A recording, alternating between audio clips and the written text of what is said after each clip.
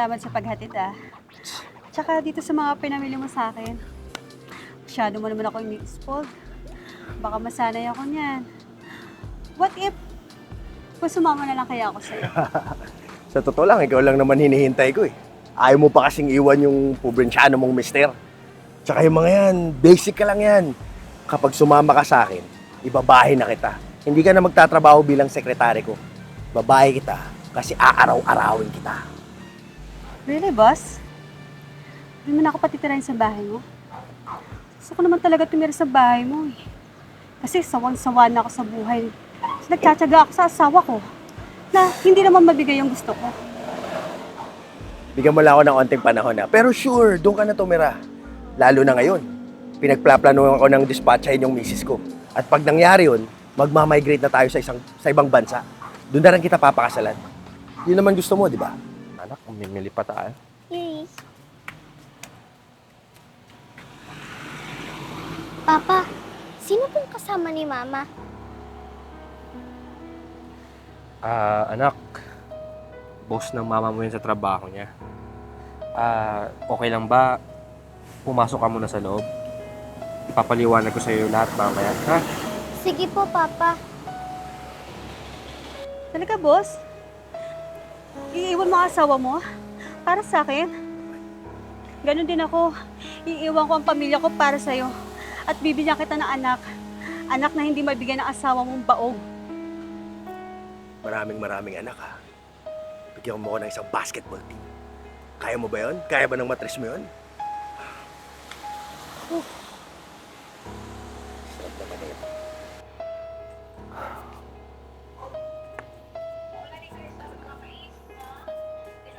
Dapat kasi talaga hindi na kita dinala rito. Binahay na kita kagad eh. Arte-arte. Hoy, Nika!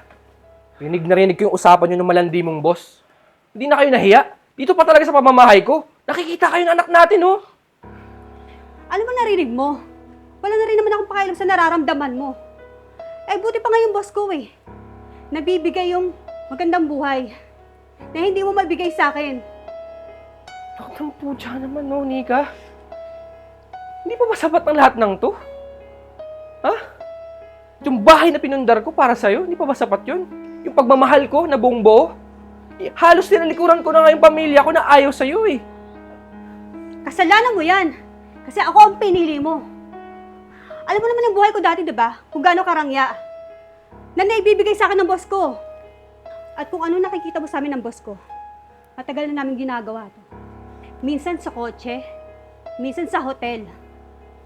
Kasi sinasadya talaga namin yon. Para ikaw na mismo ang bumitaw. Ako dyan, tangay. Ang lakas naman ng loob mong gawin para sa akin yan. Palibasa kasi, alam mo na mahal kita eh. Sige, sana makarma ka sa ginagawa mo sa akin. Kung gusto mong sumama sa kanya, sige, sumama ka na. Makakalis ka na dito. Talagang aalis na ako dito sa bahay mo. At hindi na ako babalik pa. Tara na nga, boss. Teka lang, diyan ka lang. Brad, maraming salamat ha. Aarborin ko na tong misis mo. Huwag kang mag-alala. Kapag may panganay na kami, kukunin kitang ninong. Maraming salamat, Brad ha. Mama, Aarborin ko na. huwag niyo po kami iwan ni Papa. Sige na, Mama. Papa, tumarin ka na po namin ni Papa. Trisha, kailangan na namin umalis. Dadala ko na lang kita pag mayroon kaming time. Tara na. Dadrama pa yan. Dito ka si Papa, ha?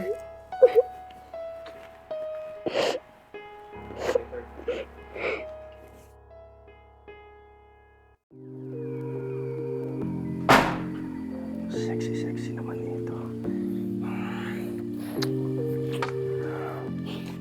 Kamusta trabaho, babe?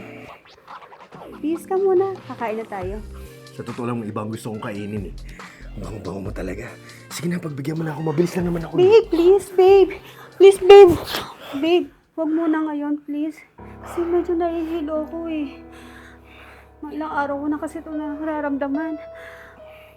Feeling ko kasi mabalik yung sakit ko. Pang uring kaartehan yan. Tatandaan mo, kinuha na kita sa asawa mo. Akin na yan. Akin na lahat ng katawan mo. Akin na yan. Ako, babe. Wala akong Nasasaktan pakialam. ako. Gusto kong magkaanak. Bibigyan mo ako ng anak, di ba? Bibigyan mo ako ng anak. Babe, nasasaktan ako. Masama lang talaga yung pakiramdam ko. Sige. Gusto ko na nga magpa-check up eh. Tara, doon tayo sa taas. Mawawala yung sakit mo. Tara, tara. Babe, hindi ko magalaw katawan ko. Tulungan mo ako. Ang uring kadramahan yan. Bahala ka na nga. Kairita.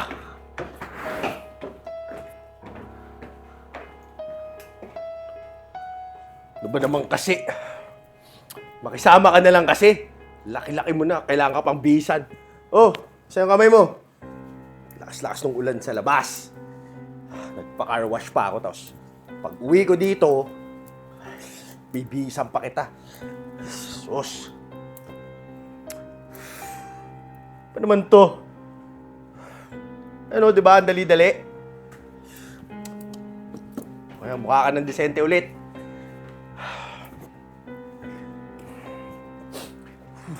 Oh, siyempre, papakainin pa kita, di ba?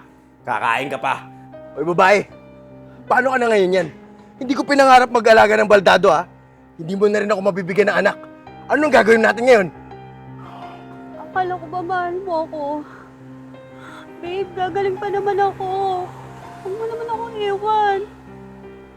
Mahal kita? Dati yun, nung may pakinabang pa ako sa'yo. Ngayon, oy, tingnan mo ako. Ngayong wala na, babalik na kita sa asawa mo.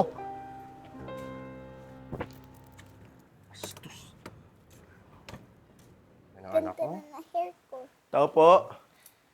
Tao po. Anong ginagawa nyo dito? Nananahimik na kami ng anak ko. Please lang, umalis na kayo dito. Baka ano bang magawa ko sa inyo eh.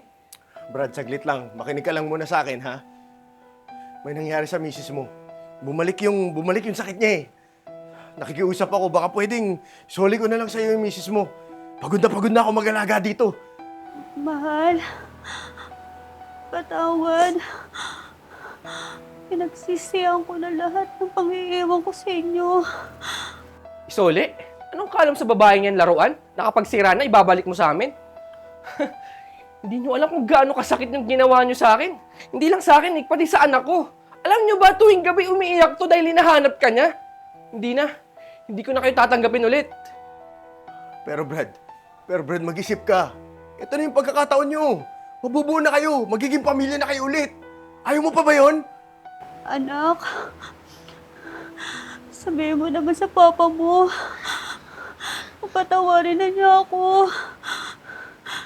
Diba gusto mo na buong pamilya? Ma, bakit mo ito ginawa kay Papa? Bakit mo ito ginawa sa akin? Bakit, Ma? Brad, nakikiusap ako sa'yo. Sige na, kunin mo na to. Para rin sa anak mo, makasama na niya yung nanay niya. Sana naisip nyo yan, noong mga panahon nagsasaya kayong dalawa. Hindi namin kayo kailangan. Makakaalis na kayo. Kaya namin mabuhay na kaming dalawa lang. Umalis na kayo! Mahal, patawad. Pinagsisihan ko ng pangiiwan ko sa inyo. Tara na. Hindi ko na alam gagawin ko sa'yo.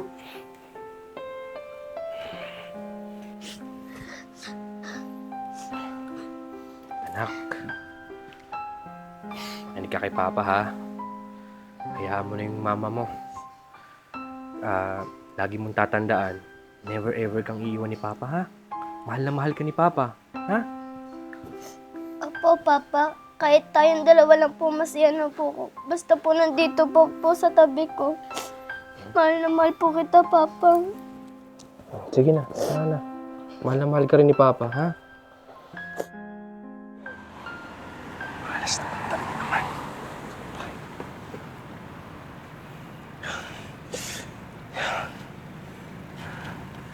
Hoy, Nika. Makinig ka sa akin, ha? May pupuntahan lang ako. Babalik din naman siguro ako, pero may pupuntahan lang ako, ha? Tapos kung may gustong kumupkup sa'yo, utang na loob, sumama ka na. Hindi ko kailangan ng isang babaeng lalampa-lampa, lumpo, tsaka hindi ako kayang bigyan ng anak. Bahala ka na sa buhay mo! Bastos.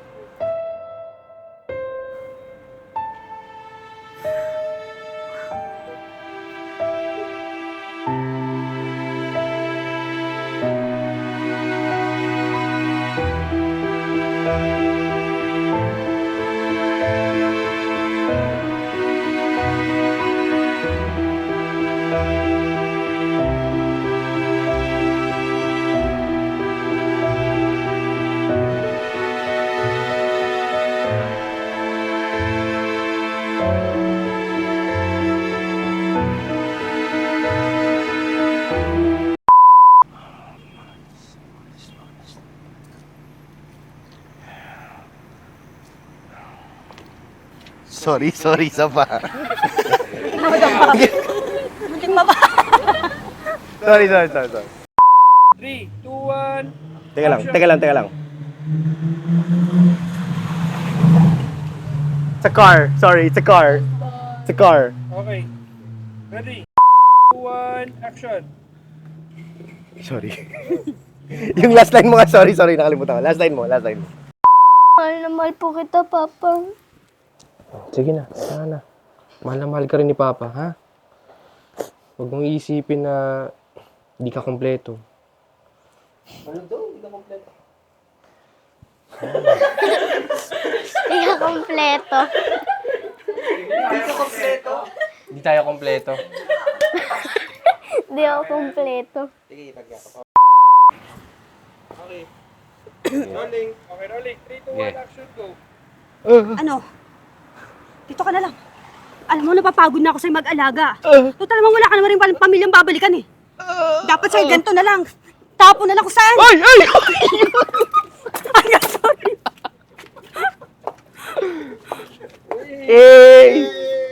Nakabawi. Ano to? Multiverse na to. Yung pang multiverse. Guys, Ato, vlog na to, ha? Pre, huwag mo ikakat. What's up, mga pap? Huwag mo ikakat. Vlog na to. Para sa'yo. I love you na to. Okay na. Ito pala yung gamot ng stroke na to. Nag-streak yung salita.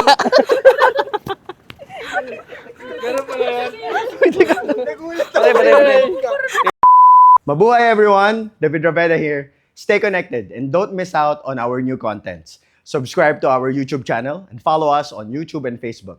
Watch out also for our exclusive events solely for our YouTube membership.